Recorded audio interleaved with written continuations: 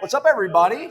Where in the world are we right now, Corey Clark? Well, we're at the Seventh Hills Tap Room, which is below Corner Pocket, but associated with Corner Pocket. We were having our Warchant Christmas party. That's right. You probably hear Jeff Cameron in the background. He's still yapping. So is Gene Williams.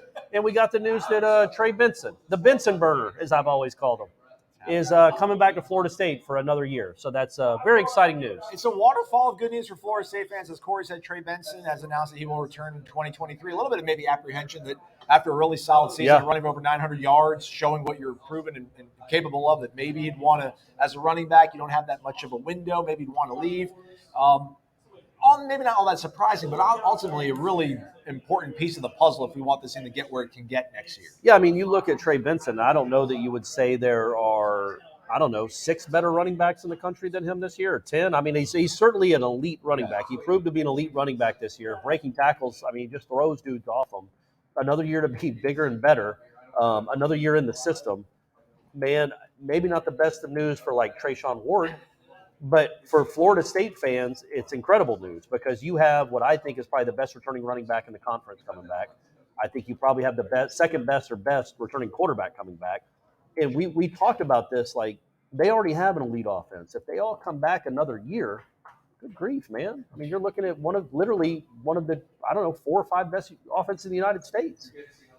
With this offensive line being who they are, with Jordan Travis being who he is, what is the ceiling then for Trey Benson this year coming back? I mean, he averaged 7 yards, 6.8 yards per carry. Yeah. That's the beauty, though, I think, about this. Number one, it shows the power of the NIL. I think if this is 5 years ago or 3 years ago, you might want to go strike when you can go get some money as a running back. But now he's getting money as a running back to play college football again.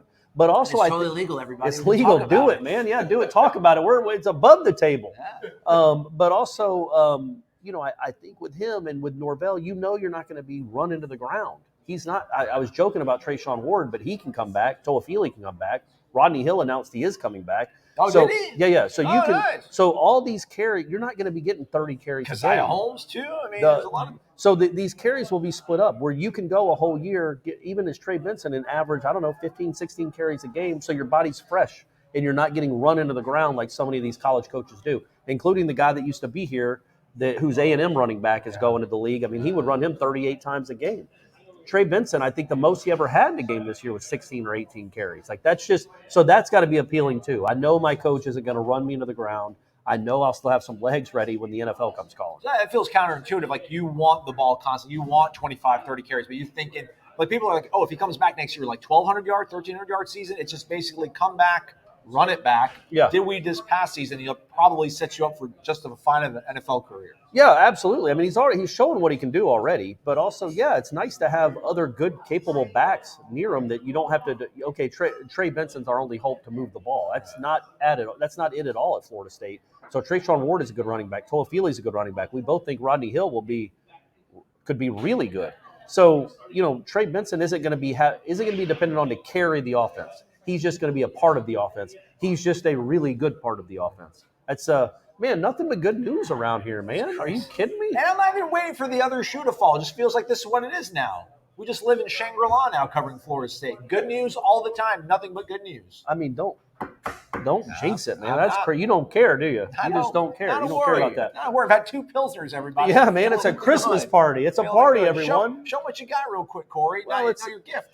We had a gift exchange. White elephant, and I wanted to call it a pink elephant for some reason, but that's not what it's called. I got headphones that I needed because my AirPods aren't working, so that's perfect. What'd you get? I got a gift basket. Oh, chocolates. Fine food for a Tinder date if it ever happens again. They got to earn it. But going back to the good news around this program, right? Like I know on Thursday there were 4, 5, 6 other guys that announced they were coming back. Now not many of them were none of them were in the Trey Benson mold where you legitimately wondered if they were going to the NFL. But Trey Benson was a legitimate one. This is the biggest one. You almost said Trey Bunson. Bunson, I know. It's a perfect name. I'm going to start calling him Trey Bunson. But so when you think about what's coming back with this football team, and like you said, all the good feelings around it, man, if they take care of business in Orlando, you really are talking about a top 10, I think, team starting next year. With big names. Yes. It's not just, Mike Norvell's got a nice team, that had a nice year. You have Trey Benson and Jordan Travis are 2 of the bigger names in the ACC, two of the bigger names in college football right now. That's just a huge deal to get him back. That's a really good news.